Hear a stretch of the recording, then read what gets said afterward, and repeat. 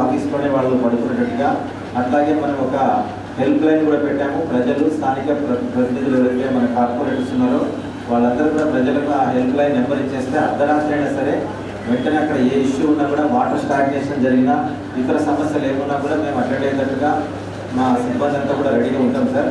అందువల్ల ఎలాంటి విపత్తు వచ్చినా కూడా మనం అంతా కూడా క్విక్ రెస్పాన్స్ టీమ్ ద్వారా అటెండ్ కావడానికి, అలాగే ఒక జేసీబీ డ్రైవర్తో సహా నైట్ అంతా కూడా అక్కడే పడుకుని ఏర్పాటు చేశాం సార్.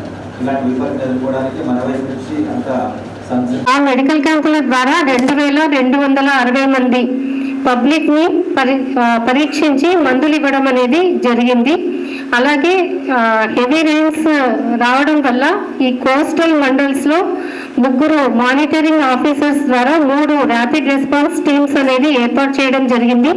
అలాగే 3 డివిజన్స్ కి 3 డిప్యూటీ డిఎంఎన్హెచ్ఓస్ ద్వారా పరిస్థితిని అంచనా వేసి మెడికల్ క్యాంప్స్ కండక్ట్ చేసి వాళ్ళందరికీ కూడా వైద్య సహాయం అందించడం అనేది జరుగుతుందండి. ఈ వర్షాల వల్ల ముఖ్యంగా మనకి వాటర్ బార్న్ మళ్ళీ వెక్టర్ బార్న్ డిసీజెస్ అనేది రావడం జరుగుతుంది. ఈ వాటర్ బార్న్ డిసీజెస్ రాకుండా మనము ముఖ్యంగా త్రాగునీరు అంటే సేఫ్ డ్రింకింగ్ వాటర్ని తీసుకోవాల్సిందిగా కోరుతున్నాను. అలాగే వాటర్ తీసుకునేటప్పుడు బాగా కాచి చల్లార్చి వడగట్టుకొని తీసుకోవాలి. అలాగే ఫుడ్ తీసుకునేటప్పుడు అప్పటికప్పుడు ఫ్రెష్గా ఉండిన ఫుడ్ మాత్రమే తీసుకోవాలి. ఇంట్లో ఉన్న పదార్థాలు ఏవి తీసుకోవద్దని కోరుతున్నాను.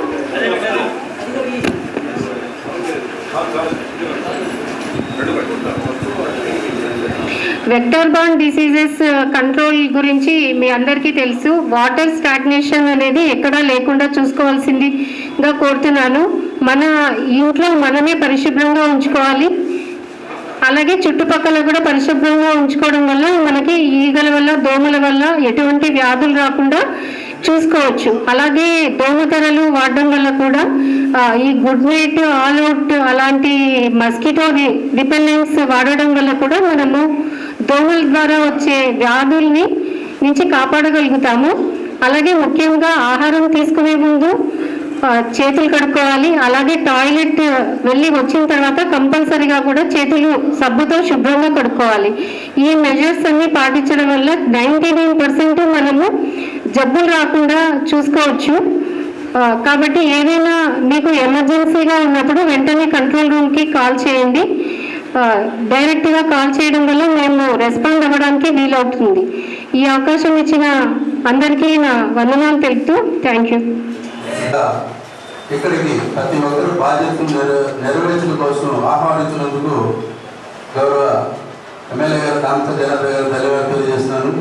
అలాగే వేదిక మీద ఆశిస్తున్న మేయర్ గారికి, డిప్యూటీ మేయర్లకి, ఇక్కడికి వచ్చేసిన కార్పొరేటర్లకి, ఏఎన్ఎంఎస్కి, అలాగే public health department, all engineering section అందరూ కూడా నమస్కారాలు తెలియజేస్తున్నాను. చాలా సంతోషం సార్.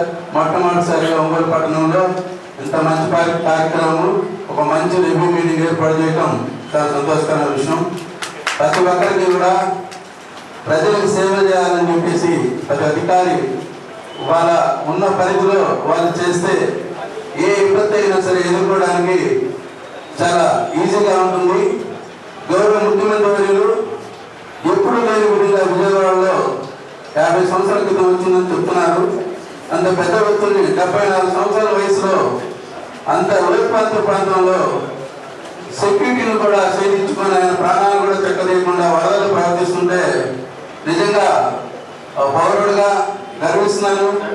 అందరూ కూడా ప్రతి శాసనసభ్యులు 10 నియోజకవర్గాల నుంచి కూడా తన వంతు సహాయనిధిగా ప్రతి మున్సిపాలిటీ నుంచి కూడా సేవా దృక్పథంతో విజయవాడ పంపించి నిరంతరం 24 hours హెల్ప్ లైన్స్ ఏర్పాటు చేసి నిజంగా ఆ విపత్తుని ఒక యుద్ధంలాగా ఛేదిస్తున్నందుకు చాలా సంతోషం.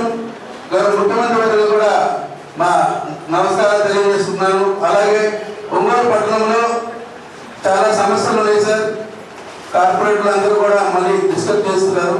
ఇప్పుడు ముఖ్యంగా మనకు హెల్త్ డ్రైనేజ్లో ముఖ్యంగా కమిషనర్ గారు కూడా చెప్తున్నారు. ఇప్పటికే రివ్యూ చేస్తున్నారు ఎక్కడెక్కడ వాటర్ ఫ్యాక్టరీస్ ఉన్నాయని కూడా. అవన్నీ కూడా పబ్లిక్ హెల్త్ నుంచి మీరు శానిటేషన్ అండ్ ఏఎన్ఎంఐ ఎక్కడెక్కడ తొట్టులో వాటర్ ఉన్నాయి, ఎక్కడెక్కడ డ్రైన్స్ ఎక్కడెక్కడ ఉన్నాయో ఈ ఫ్లోని మనం నియంత్రించగలిగితే, ఆ దోమను చంపగలిగితే ఈ మలేరియా అనేది రాకుండా ఉంటుంది. ఏ సచివాలయంలో ఉన్న ఏఎన్ఎంఎస్ అందరూ కూడా, అక్కడున్న కస్టమర్ల వాళ్ళు, కార్పొరేటర్స్, పార్టీ వాళ్ళు అందరూ కూడా ఒక సమస్య దృష్టి ఐడెంటిఫై చేసి అక్కడున్న సమస్యని మనం నిర్మూలించగలిగితే ఒంగోలు పట్టణం అందు కూడా కార్పొరేషన్ లో ఒక బెస్ట్ కార్పొరేషన్ ఒంగోలు మున్సిపాలిటీ కూడా మనం ఏ డెంగీ కేసు కూడా రాకుండా నిర్వహించవచ్చు. ఒక డెంగీ కేసు రాగానే దాన్ని పబ్లిక్ హెల్త్ లో కానీ చూపించగలిగితే, ఆ డెంగీ నిర్వహించగలిగితే మనం నివారించగలుగుతాము. చాలా సంతోషం సార్ ఈ రకంగా చేయడం. ముఖ్యంగా ఇవాళ ఫస్ట్ టైం ఎటువంటి రివ్యూ మీటింగ్ పెట్టడం అనేది ఇక్కడ మా శ్రీనివాస్ చెప్పారు. చాలా గర్వించదగిన విషయం. దానికి మేము ఎప్పుడు కూడా మీకు కృతజ్ఞతలు ఉంటామని చెప్పి ఎమ్మెల్యే గారికి సందర్భంగా తెలియజేస్తూ, ఎందుకంటే అక్కడ మాట్లాడుతున్న చాలా ఉన్నారు కాబట్టి 2 పాయింట్లు చెప్తాను. ముందుగా హెల్త్ సెక్రటరీస్కి, ఏఎన్ఎంస్కి మీ అందరూ కూడా నా ఒక రిక్వెస్ట్ ఏంటంటే, గతంలో ఒక గ్రూప్ పెట్టుకొని మన డివిజన్లో ఆ గ్రూప్ వాట్సాప్ గ్రూప్ పెట్టుకొని దాంట్లో మనం అప్లోడ్ చేసుకుంటుండేవాళ్ళం. ఏం జరిగినా కూడా శానిటేషన్ ఇష్యూస్ వచ్చినప్పుడు కూడా వాటన్నింటినీ కూడా మనం రివ్యూ చేసుకుంటున్నాము. ఏదైనా మా దృష్టికి వచ్చినప్పుడు ఇమీడియట్గా గ్రూపులు పెడుతున్నాము. కానీ ఈ మధ్య దాన్ని పూర్తిగా విస్మరించారు. దయచేసి మళ్ళీ మీరందరూ కూడా ముఖ్యంగా, ఎందుకంటే దాంట్లో విధిగా మనం మున్సిపల్ శానిటేషన్ వాళ్ళని కూడా యాడ్ చేసుకొని, ఎందుకంటే అది ఇంక్లూడింగ్ కమిషనర్ గారితో సహా, ఎందుకంటే అది కంపల్సరీ మనం అందరూ దృష్టికి వెళ్ళాలి. పబ్లిక్ కూడా దాని గురించి తెలుస్తుంది. కాబట్టి మీరందరూ దయచేసి ఇమీడియట్ గా ఇవ్వాలి ఆ గ్రూప్ క్రియేట్ చేసుకొని, ఏ డివిజన్ కా డివిజన్ ఆ కార్పొరేటర్ వాళ్ళు పెట్టుకోండి. అవసరమైతే వాళ్ళు కూడా ఒక అడ్మిన్ గా పెట్టుకోండి. ఏ ఇష్యూ వచ్చినా కూడా వాళ్ళు ఇమీడియట్ గా స్పందించాలా.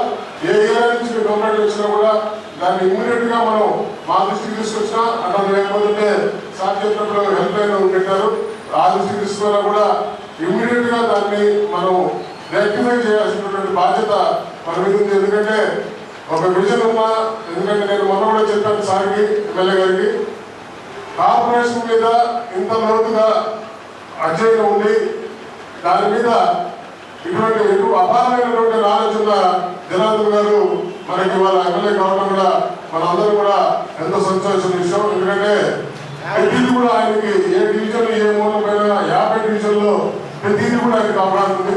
కాబట్టి మనందరూ కూడా ఆయన నమ్మకాన్ని ముందు చేయకుండా మనం మంచి పని చేస్తూ అందరూ కూడా కలిసి సమిష్టిగా కృషి చేస్తూ, ముఖ్యంగా శానిటేషన్ కమిషనర్ గారికి ఈ సందర్భంగా కృషి చెప్తున్నా. శానిటేషన్ వర్కర్స్ వీళ్ళు ఎప్పటి నుంచో అనాదిగా ఉన్నారు సార్. 50-30 ఏళ్ళ నుంచి ఈ శానిటేషన్ వర్కర్స్ ఉన్నారు. వారికి చాలా మందికి డిసిప్లిన్ లేదు సార్. వాళ్ళు ఈవెన్ పబ్లిక్ కూడా ఆదరించినటువంటి శానిటేషన్ అమలుస్తున్నారు. ఎందుకంటే వాళ్ళు రెగ్యులర్ ఇంట్లో వాళ్ళ అమ్మ చంద్రస్వామి కూడా వాళ్ళ మీద రివర్స్ అయ్యి మాట్లాడే పరిస్థితుల్లో వాళ్ళు శానిటేషన్ వర్కర్స్ ఉన్నారు. వాళ్ళందరూ కూడా కమిషనర్ దయచేసి మా ఎంఎస్ఓ గారు కానీ, ఎందుకంటే శానిటేషన్ వర్కర్స్ కి బేసిక్ గా డిసిప్లిన్ లేదు సార్. అది మన ఒంగోలు స్టేట్ వైడ్ గా భారీ వర్షాలు అని అనుకుంటున్న సందర్భంలో ముందస్తు జాగ్రత్తగా మనందరితోటి మున్సిపల్ సిబ్బంది, అదేవిధంగా మన పార్టీ కార్యకర్తలు, నాయకులు, కార్పొరేటర్లతో ఈ సమావేశం ఏర్పాటు చేయడం ఒక మంచి పరిణామం. ఇక్కడికి దాదాపు గతంలో వచ్చిన తుఫానులన్నింటినీ మనం ఒక ముందు జాగ్రత్తతో నిర్వహించడం వల్ల ఒంగోలుకి పెద్ద ప్రమాదం లేకుండా పోయింది. నిన్న విజయవాడలో వరద సందర్భంగా మన జనార్దన్ గారు భోజన ఏర్పాటు చేయడం ఈ సందర్భంగా అభినందనలు తెలియజేసుకుంటున్నాను. మేము అంటే యాక్చువల్గా నేను ఇండిపెండెంట్గా గెలిచాను. మా పార్టీకి అంటే నేను వైసీపీలో మొదలుపెడుతున్నాను. కానీ ఈరోజు మేము వచ్చాం, వైసీపీ నుంచి వచ్చామంటే జనార్దన్ గారి అభివృద్ధికి వారిలో పాటు పాలు పంచుకొని మాకు ఇంకా 20 నెలల సమయం ఉంది. ఈ సమయంలో మేము ఆయనతో పాటు మాతో పాటు డివిజన్ అధ్యక్షులు మరియు కార్యకర్తలు, నాయకులు మీరేమీ ఫీల్ అవ్వాల్సిన, మీరు నిజంగా 5 సంవత్సరాలు కష్టపడి మీరు పార్టీకి పనిచేసి మీరు ఏదో ఎక్స్పెక్ట్ చేసుకొని ఉంటారు. కానీ మేము రావడం మీకు ఎప్పటికీ అర్థం కాదు. మనందరం కలిసి పనిచేసి జనార్దన్ గారికి మంచి పేరు తెద్దామని ఆశిస్తున్నాము. అదేవిధంగా మేము నిన్న శుక్రవారం నాడు జనార్దన్ గారు సీఎం గారిని కల్పించడం, మాతో పాటు మా కార్పొరేటర్లు వృందా కార్పొరేటర్ కూడా ఎంతో సంతోషించారు. మన గతంలో ఇంతవరకు ఎప్పుడున్నా కూడా మన సీఎం గారు కలవలేదు. మీరు చాలా మంచి పని చేశారు. అందరినీ మీ ఎమ్మెల్యే గారు తీసుకెళ్లి జనార్దన్ గారు అక్కడ కల్పించడం వల్ల ఒక మంచి పరిణామం. ఆయనతో డైరెక్ట్ గా మనమైతే మామూలుగా కలవలేము. ఆయనతో డైరెక్ట్ కలవడం వల్ల అభివృద్ధి కార్యక్రమాల గురించి వాటి గురించి జనం నుంచి అభివృద్ధి కార్యక్రమాల్లో పాల్పంచుకోవాలని చెప్పి సీఎం గారు కూడా చెప్పారు. ఈ సందర్భంలో జనార్దన్ గారిని ఒకటే రిక్వెస్ట్ చేస్తున్నాం, మేమందరం మీ వెనకే ఉండి మీ అభివృద్ధి కార్యక్రమాల్లో వెంట ఉండి కార్పొరేటర్లందరూ కూడా కష్టపడి పనిచేసి పార్టీ డివిజన్లో ఉన్న అధ్యక్షులందరినీ కలుపుకొని పోతామని ఈ సందర్భంగా మా కార్పొరేటర్ తరఫున హామీ ఇస్తూ సరిచేసి ఒక ప్రెసెంటేషన్ కోసం, సబ్జెక్ట్ ప్రెసెంటేషన్ కోసం మరి ఒక రకంగా ఏంటంటే ఒక కమిషనర్ ఇనిషియేట్ తీసుకొని చేయాల్సినటువంటి కార్యక్రమం మరి ఎమ్మెల్యే గారే దీన్ని ముందుకొచ్చి తీసుకున్నారంటే, ఇప్పుడు ఎనర్జీ సెక్రటరీస్ వచ్చారు, అలాగే ఎమ్యూనిటీస్ వచ్చారు, ఏఎన్ఎంస్ వచ్చారు, తర్వాత ఇంకొకళ్ళు ఎవరు మున్సిపల్ స్టాఫ్ వచ్చారు. ఇలా అన్ని సెక్టార్లు అంటే విపత్తు వస్తే ఎవరెవరు స్పందించాలి అనే స్టాఫ్ అందరినీ కూడా పిలిచి మరి ఎలక్ట్ చేయడం అనేది మరి చాలా సంతోషదాయకమైన విషయం. ముఖ్యంగా మా కార్పొరేటర్ సహచర కార్పొరేటర్లు మాకు చెప్పినట్టు అన్నీ ఏకీభవిస్తూ ముఖ్యంగా నా 50వ డివిజన్లో మా 50వ డివిజన్కి సంబంధించి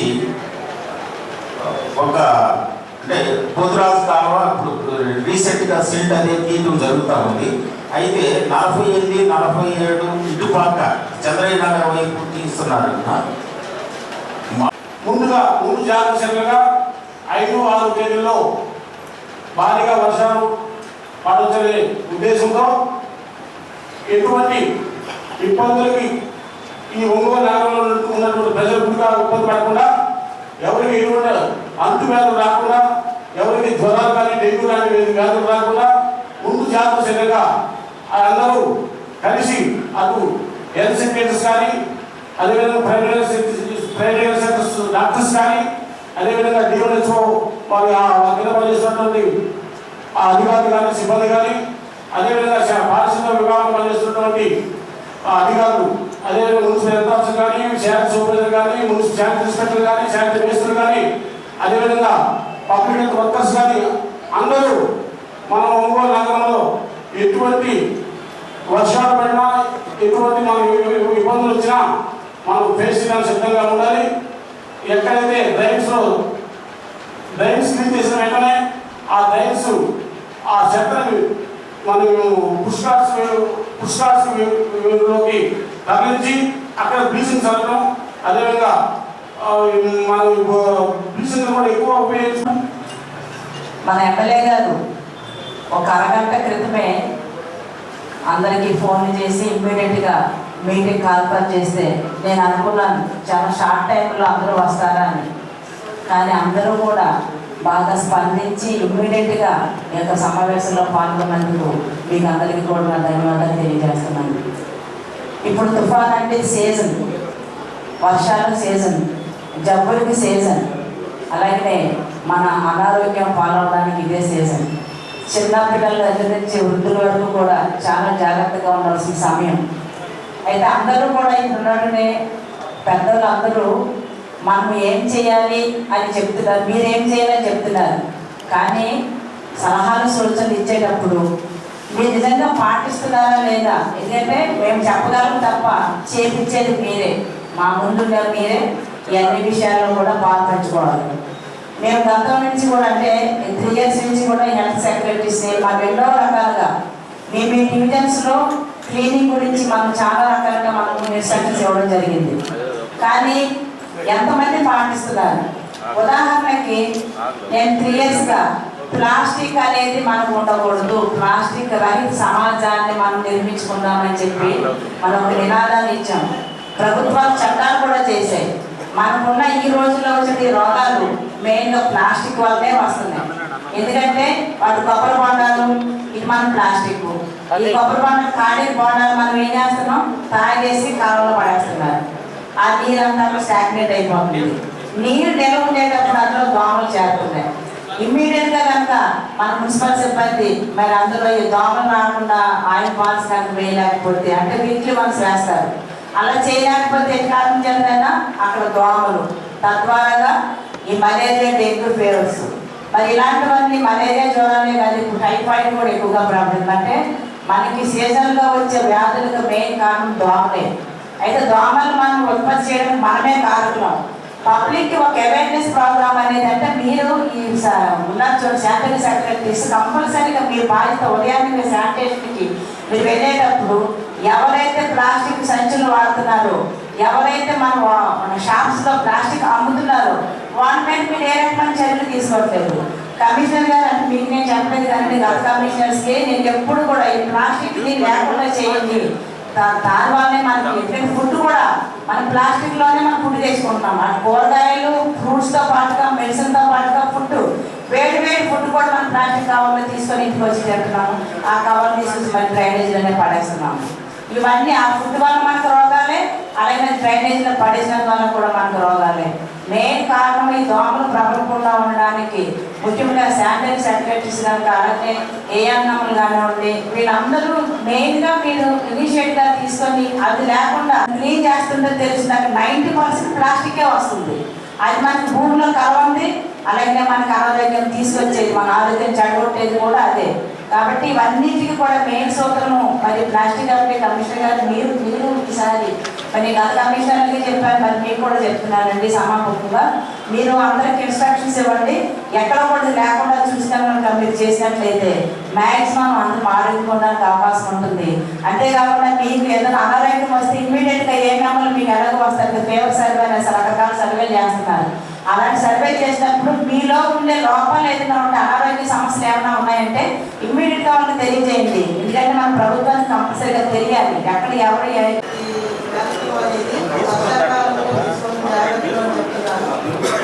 ఏంటంటే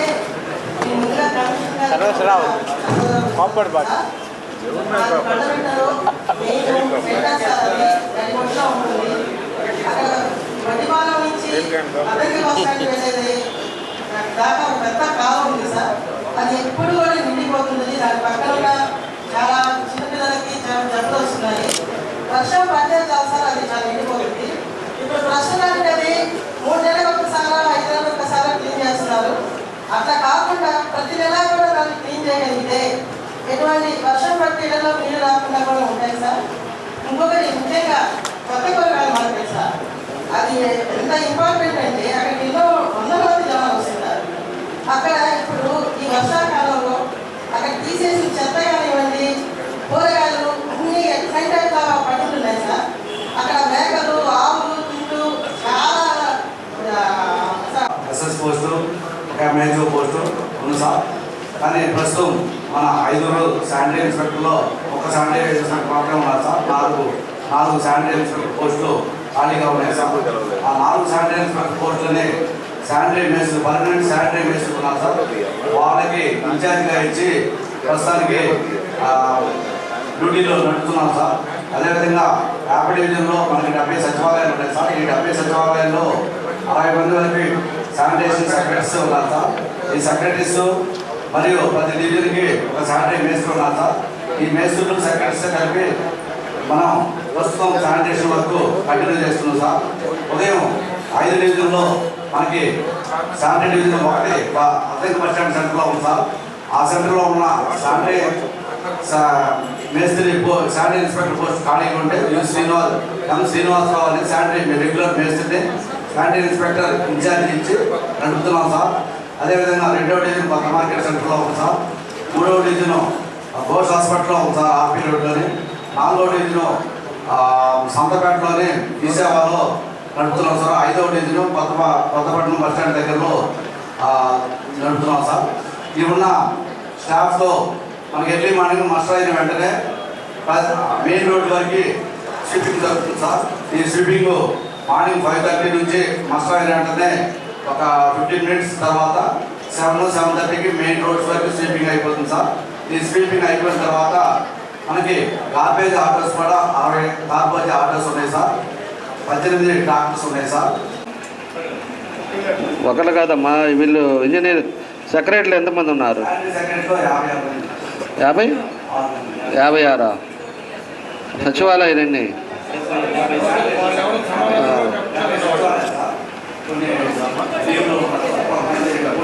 లీవ్లో ఎందుకున్నారు?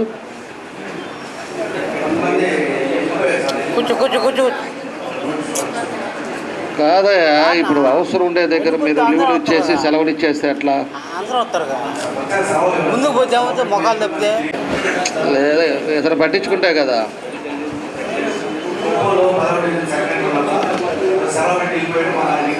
సెలవు పెట్టిన వాళ్ళు రావద్దని చెప్పి ఇప్పుడు ఉండేవాళ్ళు కరెక్ట్గా పనిచేస్తున్నారు లేదా? ఉండేవాళ్ళు కరెక్ట్గా ఉన్నారా? ఏం చేస్తున్నారు? టయానికి వచ్చి టయానికి పోతున్నారా?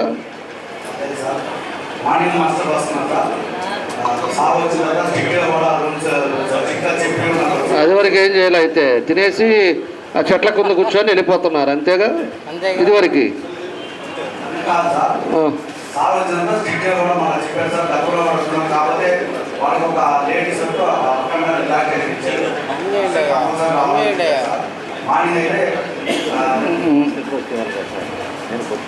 అక్కడ దయచేసి ఇష్యూస్ కానీ ఏదైనా ప్యాచ్ వర్క్ ఉంటే చూడమన్నారు. అట్లాగే అక్కడ కంప్లీట్గా స్ట్రైక్ చేయించడము, వాళ్ళకి సంబంధించిన ఫాగింగ్ చేయించడము, అక్కడ లోకల్ ఇష్యూస్ ఏమున్నాయో స్థానిక ప్రజాప్రతినిధుల ద్వారా వాళ్ళ సమస్యలన్నీ పరిష్కారం చేయమన్నారు. అందువల్ల ప్రయారిటీగా అది మనకి ఇప్పుడు అనుకోకుండా ఈ తుఫాను ఎఫెక్ట్ రావడం వల్ల మేము ఆ పనిలో ఉన్నాము. త్వరలో ఈ 4-5 రోజుల తర్వాత కాస్త విరామం దొరికాక మనం డివిజన్ వారీగా పిచ్చి గారు బాబుజీ గారు లాంటి వాళ్ళు రెస్పాండ్ అవుతారు. కానీ కనీసం మేము ఫోన్ చేస్తే మేము కూడా 10 మంది దగ్గర తిరిగి మా నాయకుడి కోసం పనిచేస్తున్నాం. మేము జవాబుదారితనంగా ఎవరు పని అడిగినా రెగ్యులర్గా పనిచేస్తాం. అట్లాగే ఈ అధికారులు ఎవరైనా సరే పని చేసిన వాళ్ళ చుట్టూ తిరిగి వాళ్ళు ఏమైనా అనుకోని ఎట్టి పరిస్థితుల్లో కూడా వాళ్ళని పని చేపిస్తాం. వాళ్ళు 1-2 సార్లు మేము ఫోన్ చేస్తే సామాజిక ప్రజలకు ఇందాక శాంతిల్ గారు చెప్పినట్టు ఈ శానిటైజర్లకు ఎక్కడ కూడా నాయకుల మీద గౌరవం లేదు, అట్లాగే ప్రజల మీద గౌరవం లేదు. ఏదో మా ఇంట్లో పనిచేయబడినట్టు వాళ్ళు ఫీల్ అవుతున్నారు. జీతాలు అయితే తీసుకుంటారు కానీ కనీసం దాని మీద స్పందించి మత్సరులు ఆ మత్సరులు చేసినా సరే సరైన స్పందన లేదు సార్. నేను రెగ్యులర్గా అనుభవిస్తున్నాను కాబట్టి మా సార్ కొట్టినారు నేను చెప్పాలని చెప్పి చెబుతాను. వాళ్ళు పనిచేసిన పని మేము రెగ్యులర్గా సమావేశం ఏర్పాటు చేశాము. ఇప్పుడు దాకా మన పెద్దలందరూ కూడా అన్ని విషయాలు కూడా మాట్లాడారు. మీకేంటంటే 2-3 ఇష్యూస్ ఏంటంటే మేజర్గా వచ్చి మన విజయవాడ మనం చూస్తున్నాం. ఆ రోజుల్లో ఒక ఆలోచన విధానంతో మనకి ఏదైతే కృష్ణా రివర్ ఉందో దాని పక్కన వాల్ పెట్టారు కాబట్టి ఈరోజు సగం పార్ట్ మిగిలింది. లేకపోతే విజయవాడ మొత్తం కూడా పూర్తిగా ఇంకా సర్వనాశనం అయిపోయింది. ఆ గోడ అడ్డం ఉండటం వల్ల ఈరోజు కొంత పార్టీ పోయింది, కొంత పార్టీకి మన వాళ్ళంతా కూడా మన ముఖ్యమంత్రి గారు కూడా అక్కడే బస్సులో కొనుక్కొని అందరినీ అధికారులను పెట్టి ఈరోజు ప్రికాషన్స్ తీసుకుంటా ఉన్నారు. మన దగ్గర నుంచి కూడా నిన్నంతా కూడా మమ్మల్ని కూడా అక్కడ ఇన్ఛార్జ్ చేశారు. మేము కూడా రోజంతా పోయేసి వచ్చాం. అక్కడ కావాల్సిన ఫుడ్ అన్నీ కూడా ఇచ్చాం. అదేవిధంగా వాళ్ళందరూ కూడా పలకరించి వాళ్ళందరికీ కావాల్సినవన్నీ కూడా చూసుకొని నేను రావడం కూడా జరిగింది. ఎందుకంటే ఎప్పుడు ఏం జరుగుతుందో ఒకసారి మనకి సైక్లోన్ ఎఫెక్ట్ ఉంది అని చెప్పేసి మనకు తెలిసిన తర్వాత మనం ప్రికాషన్ తీసుకోవాల్సిన అవసరాలు ఉన్నాయి. కాబట్టి ఈరోజు రేపు 5-6 తారీఖుల్లో కూడా మళ్ళీ సైక్లోన్ ఉంది అని చెప్పేసి మనకు ఆల్రెడీ ఇంటిమేట్ చేస్తూ ఉన్నారు. ఆల్రెడీ మనకి సోషల్ మీడియాలో కానీ మన వాళ్ళు కూడా చెప్తా ఉన్నారు. కాబట్టి దానికి సంబంధించింది మొన్న 4 రోజులు బాగా వర్షాలు పడ్డాయి. వర్షాలు పడినప్పుడు ఎక్కడ వాటర్ నిలిచింది, ఎక్కడ వాటర్ పోతలేదు, అదేవిధంగా డ్రైన్స్ ఎక్కడ ప్రాబ్లం ఉంది, అదేవిధంగా హెల్త్ కండిషన్స్ ఏ ఏరియాలో బాగలేదు, ఇవన్నీ కూడా మన 4 రోజుల్లోనే జరిగింది. కాబట్టి మీ అందరూ కూడా మనకు అవగాహన ఉండాలి.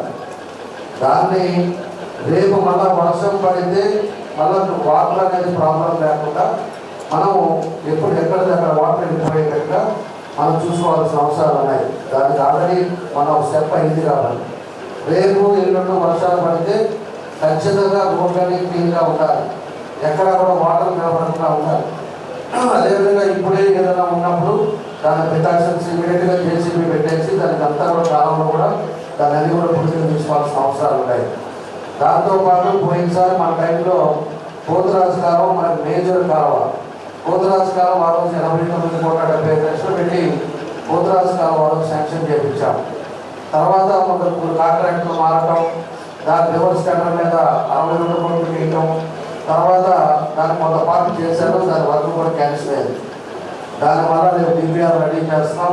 ఆ పోతురాజు కాలం అయితేనే మనకు ఊళ్ళో మేజర్ సమస్య డ్రైనేజ్ సమస్య అనేది పోతుంది. దానికోసమే ఆ టైంలో 5-6 సార్లు ముఖ్యమంత్రి కలిసి ఆ రోజు అది శాంక్షన్ చేయడం జరిగింది. దాన్ని ఆ విధంగా దాని పరిస్థితి. ఈరోజు దాని పూడికలు కూడా ఏదైతే ఉన్నాయో జేసీబీ ఆల్రెడీ కమిషనర్ గారు పెట్టి దాని అంతా కూడా గెలిట్ క్లియరెన్స్ కానీ లేకపోతే ఇవన్నీ కూడా దాన్ని కూడా స్టార్ట్ చేశారు. కాబట్టి మనకి ఇంకా మిగతా ఏరియాలలో ఎక్కడైతే మేజర్ పార్ట్ ఇబ్బందులు ఉన్నాయో పబ్లిక్ వచ్చి మనకు ఫోన్ చేయరు. పబ్లిక్ వచ్చేసి మనకి మా ఇంకా ఈ ప్రాబ్లం ఉందని చెప్పరు. ఎందుకంటే ఇంతమంది ఒక కార్పొరేషన్లో 900 మంది పనిచేస్తున్నారు, శానిటేషన్ ఇన్స్పెక్టర్ పనిచేస్తున్నారు, హెల్త్ వాళ్ళు పనిచేస్తున్నారు, సచివాలయాలు ఉన్నారు. అదేవిధంగా ఈరోజు ప్రతి ఒక్క బిల్లులో ప్రతి ఒక్క మనుషులు ఉన్నారు, డివిజన్ ఇంతమంది పనిచేస్తారు. మీకు అవగాహన ఉండాలి. ఫస్ట్ ఆఫ్ ఆల్ ప్రజలకి వాళ్ళు అడగకముందే వాళ్ళకి ఇబ్బంది వస్తుంది, మాకు ఇంట్లో నీళ్ళు వస్తాయి అని చెప్పకముందే మనం తీసుకోవాల్సిన ప్రికాషన్స్ అధికారులు తీసుకోవాల్సిన అవసరాలు మీకు ఉన్నాయి. కాబట్టి ఎన్నో సంవత్సరాల నుంచి మీరు అంతా కూడా పనిచేస్తున్నారు. ఇక్కడ ఇందాక పిచ్చి చెప్పాడు, చాలామంది కూడా వస్తున్నారా పనిచేస్తున్నారా లేదా అనేది కూడా మీరు ఆలోచించుకోండి. ఈరోజు కార్పొరేషన్లో 70 మంది ఉంటే ఈరోజు 55 మంది అక్కడ చదువుతున్నారు, మిగతా వాళ్ళు సెలవులు పెడుతున్నారు. మీరు కూడా వచ్చిన వాళ్ళు మీకు ఏ డివిజన్ ఇచ్చారా, ఎక్కడ ఇచ్చారా దాన్ని పూర్తిగా మీకు అవగాహన చేసుకోవాలా.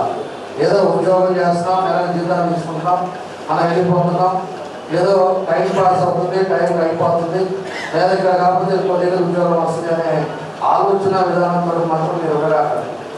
ఎప్పుడు కూడా ఒక ఇబ్బంది వస్తుంది, లేకపోతే మనం ఏదో విధంగా మనం చేసిన పనికి కొంత పాత్రగా మనం సర్వీస్ చేయాల్సిన అవసరాలు ఉన్నాయి.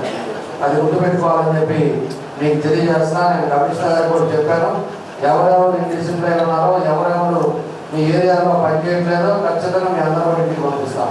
దాంట్లో మొహమాటం ఏం లేదు. మీరు ఖచ్చితంగా సీరియస్గా మీరు చేయాల్సిన బాధ్యతలు మీకు ఉన్నాయి, మీరు చేయండి. అక్కడ ఏమున్నాయో కూడా అవగాహన చేసుకోండి. రేపు ఎక్కడ కూడా పబ్లిక్లో గురించి ఒక డివిజన్లో ప్రాబ్లం వచ్చి అక్కడ కార్పొరేటర్ కానీ అక్కడ ఉండే డివిజన్ ప్రెసిడెంట్ కానీ ఎవరైనా వచ్చి ఇక్కడ ఉంది అంటే మాత్రం దాని మీద సీరియస్ యాక్షన్ తీసుకునే పరిస్థితులు వస్తాయి. ఎందుకంటే మనం వర్షం భాగ్యనగర్లో 4 రోజులు చూసాం. నేను కమిషనర్ పోతే నువ్వు చెరువు మాత్రం రోజు తర్వాత మా జేసీబీ పెట్టి ఆ పైపు లైన్ అన్నీ కూడా వేశారు. ఎక్కడికక్కడ ఇంటికి పైప్ లైన్ పెట్టడం వల్ల ఆ పైపుల వల్ల చాలా ఇబ్బందులు జరిగాయి. అవన్నీ కూడా తీశారు. తీసిన తర్వాత మొత్తం ఈవినింగ్ కల్లా క్లియర్ అయిపోయింది వాటర్ అంతా. అలాంటి ప్లేసెస్ ఎక్కడ ఉన్నాయి? ఎందుకంటే 20-25 సంవత్సరాల ముందు వేసిన సిమెంట్ రోడ్లు కూడా కొన్ని ఉన్నాయి. దాన్ని హైట్ లేపాల్సి ఉన్నాయి, దాని మీద మళ్ళీ రోడ్ వేసుకోవాల్సిన అవసరాలు ఉన్నాయి. రోడ్ వేసేది, డ్రైన్లు ఎక్కడ లేవో కట్టేది, దాని అన్నీ కూడా మళ్ళా చూద్దాం. ఇప్పుడు ఎమర్జెన్సీ వర్క్స్ ఏమున్నాయో దాన్ని మనం అందరం కూడా చేసుకోవాల్సిన అవసరం లేదు. కార్పొరేటర్లు కానీ డివిజన్ ప్రెసిడెంట్ కూడా మేము ఒకటే చెప్పేది, మీ కార్పొరేషన్లో మీ డివిజన్లో ఎవరైతే శానిటైజర్ ఉన్నారో, ఏఎన్ఎం ఉన్నారో, అదేవిధంగా హెల్త్ సెంటర్స్ ఉన్నాయో, మన సచివాలయాలు ఉన్నాయో వాళ్ళు కరెక్ట్గా ఉన్నారో లేదో మీరు కూడా చూసుకోండి. మీ డివిజన్స్లో ఎక్కడైనా కూడా ఆగిపోతుందా, వాటర్ ఇబ్బంది పడుతుందా అనేది ఇమీడియట్గా మన కమిషనర్ గారికి మెసేజ్ పెట్టండి, దాన్ని ఇమీడియట్గా రెక్టిఫై చేద్దాం. 5-6లో మనకి రేపు జరగబోయేది ఏదైనా వర్షం పడ్డ ఎక్కడా కూడా పబ్లిక్ సఫర్ అవ్వకూడదు, పబ్లిక్ ఇబ్బంది పడకూడదు. అది మన ఇంటెన్షన్. దాని 4 రోజులు పడింది. దాని తర్వాత ఇప్పుడు ఇంకా 2 రోజులు మనం డ్రైగానే ఉంది. దీన్ని హెల్త్ అందుకే మనం బిఎంహెచ్ గారు ఆయన సెలవులో ఉంటే ఇన్ఛార్జ్ మేడం గారు వచ్చారు. అదేవిధంగా మన మనోహర్ రెడ్డి ఉన్నారు, మన కాన్స్టిట్యున్సీకి మనోహర్ రెడ్డి ఎంహెచ్ఓగా ఉన్నారు, ఆయన కూడా మాట్లాడాడు. మనం తీసుకోవాల్సిన ప్రికాషన్స్ ఏంటి అనేది మీరు చూసుకోండి. ప్రతి ఏరియాలో మన వాళ్ళు ఉన్నారు, హెల్త్ సెంటర్స్ ఏఎన్ఎంలు ఉన్నారు.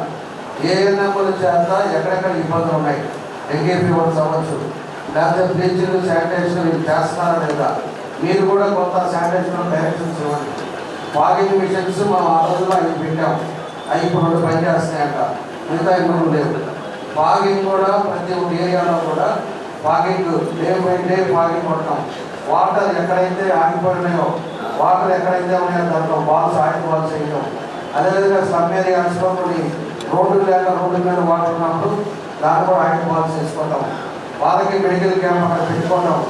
ఏ నెంబర్ చేత వాళ్ళకి కావాల్సిన పెట్టి వాళ్ళకి ముందు రోజే తెలియపరిచి వాళ్ళ మెడికల్ క్యాంప్ ద్వారా వాళ్ళకి కావాల్సిన మినిమం మెడికేషన్స్ అవన్నీ కూడా ఇచ్చేదానికి ఇవన్నీ కూడా మీరు ఎంఎన్స్లో సీరియస్గా మీరు తీసుకోవాలని చెప్పి మీ అందరికీ కూడా తెలియజేసి జిల్లా డిఎంహెచ్ వాళ్ళు సపోర్ట్ చేస్తారు. అవసరం ఉంటే వాళ్ళు కూడా కావాలంటే వాళ్ళ దగ్గర నుంచి కూడా కొంతమంది స్టాఫ్ తీసుకున్నాం. దాని ప్రకారంగా వర్షాలు రేపు 5 వారం అనేది కాకుండా ఇప్పుడు నుంచే ప్రతి డివిజన్లో మెడికల్ క్యాంప్స్ పెట్టండి. ప్రతి డివిజన్లో కూడా ప్రతి కాలువ బ్లీచింగ్ ఉండాలి. ఎక్కడ కూడా స్మెల్ ఉండకూడదు. వాటర్ ప్రతి ట్రైన్ మెయిన్ ట్రైన్ అవ్వచ్చు, డివిజన్లో అవ్వచ్చు, అన్నింటి కూడా బ్లీచింగ్ పెట్టుకోవడం. ఎక్కడా కూడా దానివల్ల మనకి ఫర్దర్ ఇబ్బంది రాకుండా ప్రికాషన్ తీసుకోవాల్సిన బాధ్యత మన అందరి మీద ఉందని చెప్పి కూడా మీ అందరూ కూడా నేను తెలియజేస్తున్నాను. కాబట్టి ఇక రాజకీయ నాయకులు కార్పొరేటర్లు అవ్వచ్చు, ఇక నేను అవ్వచ్చు, ఎవరైనా ఉద్యోగాలతో ఎంత బాధ్యతలో మమ్మల్ని కూడా ప్రజలు ఒక నమ్మకం మీద ఈరోజు వాళ్ళు కార్పొరేటర్ చేశారు, నన్ను ఎమ్మెల్యే చేశారు. కాబట్టి అందరూ కలిసి మనం పనిచేస్తేనే ఇవన్నీ కూడా స్ట్రీమ్లైన్ అవుతాయి. ఈరోజు కమిషనర్ గారు 2 నెలలు అయింది వచ్చి, నెల అయింది, కంటేసేది ఒక వారం అయింది. వారం రావడం మళ్ళీ ఈరోజు తుఫాన్ రావడం, ఆయన ఏ విధంగా మా నుంచి ఉంటున్నారో మేము కూడా అంతా చూస్తున్నాం. కాబట్టి ఒక ఎఫిషియన్సీ కమిషన్ కూడా పెట్టాం. ఎక్కడా కూడా మనకి వేరే డివిజన్స్ ఏం లేదు. మనకి ముందు కార్పొరేషన్ ప్రక్షాళన అవ్వాలి. అయిపోయింది 5 సంవత్సరాలు దాన్ని సర్వనాశనం అయిపోయింది. ఎవరో ఒక్కరు కూడా పని చేయకుండా ఈరోజు ఎక్కడెక్కడ ఎవరెవరు ఏం పని చేయాలా, ఎవరెవరు పని చేస్తున్నారా, పని చేయలేదా అనేది కూడా ప్రతి ఒక్కటి మానిటరింగ్ చేస్తాం, ప్రతి ఒక్కటి స్ట్రీమ్లైన్ చేస్తాం. కాబట్టి మీరు ఏదన్నా కూడా మీకు ఇబ్బంది అనుకుంటే పక్కడానికి వెళ్ళిపోండి. కార్పొరేషన్ మున్సిపాలిటీ ఇక్కడ ఉండాలి అంటే మాత్రం ఖచ్చితంగా మనకి మీ ఇంట్లో మీకు ఏదైనా సమస్య వచ్చినా మేము చేయడానికి మేము సిద్ధపడతాం. కానీ మనకి నమ్ముకున్న ప్రజలకు మాత్రం మనం అందరూ కూడా కలిసి మనం పనిచేయాల్సిన అవసరం ఉంది. అది మాత్రం మీరు గుర్తుపెట్టుకోండి. గుర్తుపెట్టుకొని మీకు ఏదైనా ఇబ్బంది అంటే కూడా పక్క వెళ్తారంటే నేను రికమెండ్ చేస్తాను, మీరు ఎక్కడ పోవాలన్నా కూడా. కానీ మనం ఉంటే మాత్రం మనందరూ కూడా సీరియస్గా పనిచేయాల్సిన అవసరాలు ఉన్నాయి. ఇదివరకు ఉండే కొన్ని డీవియేషన్స్ ఉన్నాయి. ఇవన్నీ కూడా మనం మిగతాయి దీనికోసం అని చెప్పేసి ఈరోజు మీటింగ్ పెట్టాం కాబట్టి దీని మీదే మాట్లాడుతున్నాం. తర్వాత చాలా ప్రక్షాళన చేయాల్సిన కార్పొరేషన్ ఉన్నాయి. అవన్నీ స్టెప్ బై స్టెప్ ఒక్కొక్కటి ఆల్రెడీ కమిషనర్ చెప్పాం. దాన్ని కూడా ఎంత చేసుకోవాలో పద్ధతిలో దాన్ని తీసుకొని పోతాం. కాబట్టి ఇవన్నీ మీరు ఆలోచించుకో. గుండె సంరక్షణ కోసం మరింత జాగ్రత్త తీసుకోవడం అవసరం. ప్రకాశం, నెల్లూరు, కర్నూలు జిల్లాల్లో తొలిసారిగా ఆస్టర్ రమేష్ హాస్పిటల్స్ ఒంగోలులో అత్యాధునిక 160 స్లైడ్స్ UCT 780 స్కానర్ అందుబాటులోకి తెచ్చాయి. Computerised tomography, coronary angiography, CTCA దీనివల్ల సాధ్యమవుతుంది. CTCA పరీక్ష వల్ల గుండెకు రక్త సరఫరా చేసే కరోనరీ ఆర్టరీస్ కి జబ్బు చేసిందేమో తెలుసుకోవచ్చు.